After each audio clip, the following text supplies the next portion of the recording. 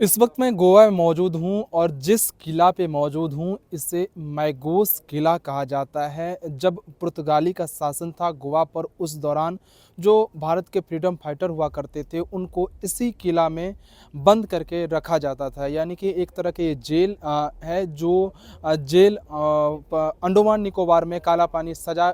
जिस कैदी को दी जाती थी, उन कैदियों को जिस तरह से वहाँ पर जो रखा जाता था, जैसे वीर सावरकर को काला पानी सज़ा मिलने के बाद अंडमान के निकोबार के जो जेल है उसमें रखा गया था, ठीक उसी तरह से जो फ्रीडम फाइटर हुआ करते थे भारत को, उसको पुर्तगाली के जो शासक हुआ करता था वो इसी जेल में बंद करके रखता था। और ठीक अंडमान निकोबार में जिस तरह से वीर सावरकर जेल जिसका नाम कर दिया गया नामकरण करने के बाद, वो है ठीक उसी तरह से चारों तरफ समंदर की पानी है और बीच में ये किला है। और ये किला भी इतनी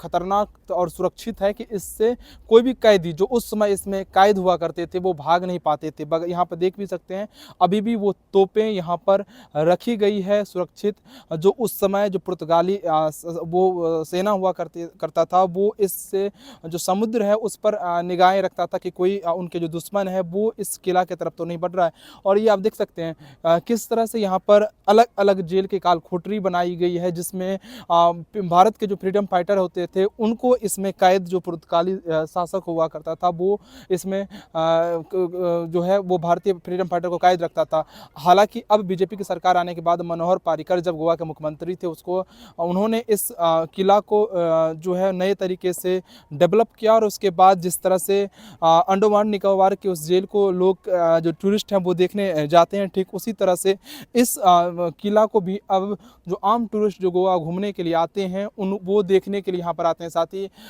जो वेडिंग और फोटोग्राफी के लिए भी बहुत सारे लोग यहाँ पर आते हैं। गोवा के मौजूदा मुख्यमंत्री प्रमोद सावंत ने कहा कि अब ये जो किला जो है एक टूरिस्ट पैलेस के तरफ डेवलप कर दिया गया है और यहाँ पर बहुत सारे टूरिस्ट जो गोवा में घूमने के लिए आते हैं वो इस किला को भी देखने के लिए आते हैं और जानने की कोशिश करते हैं कि पुर्तगाली शासक जब यहाँ पर थे तो किस तरह से यहाँ पर जो भारतीय फ्रीडम फाइटर हुआ करते थे उनको यहाँ पर कैद रखता था और किस तरह से इसको कितना सुरक्षित बनाया था। देखिए अभी भी, क्योंकि 1500 ईस्वी में इसे बनाया गया था और अभी तक आप देख सकते हैं इसकी जो मजबूती है वो वैसी की वैसी है, लेकिन सुरक्षित कितनी थी इसका अंदाजा आप इससे लगा सकते हैं कि चारों तरफ सिर्फ और सिर्फ समंदर की पानी है। इसलिए जो भी कैदी यहाँ पर कैद हुआ करते थे वो यहाँ से भाग नहीं पाते थे, क्योंकि बाहर निकलने का कोई रास्ता नहीं था। चारों तरफ सिर्फ और सिर्फ पानी हुआ करता है, अभी भी पानी है। तो इसलिए इस जेल को जो है काला पानी सजा भुगते जिस तरह का कैदी अंडमान निकोबार में कैद किए जाते थे, ठीक उसी तरह से भारतीय फ्रीडम फाइटर को पुर्तगाली जो सेना हुआ करता है थी उस समय, वो यहाँ पर भारतीय फ्रीडम फाइटर को कैद करके रखा करती थी, क्योंकि ये भी जो